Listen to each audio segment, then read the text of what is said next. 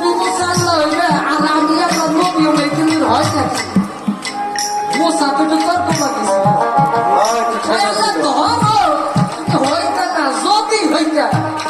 তাইলে তুমি আমি আল্লাহ যদি হইতাম তাহলে তুমি এই মোসা হইয়া আল্লাহর কাছে কি চাইতে আল্লাহ তখন বলছিল মোসারে আমি চাইতাম সুস্থ সবল একটা দেহ আমি চাইতাম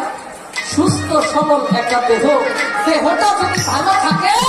রুজি রোজগার করে কষ্টের মধ্যে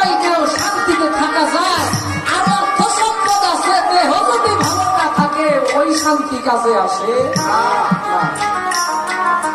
আমি আল্লাহ তোমাকে দুনিয়াতে পাঠিয়েছিল পাপ এসে কি কর পাপ আল্লাহ করেছে না আল্লাহ পাপ করেছে ওটা কি তোমার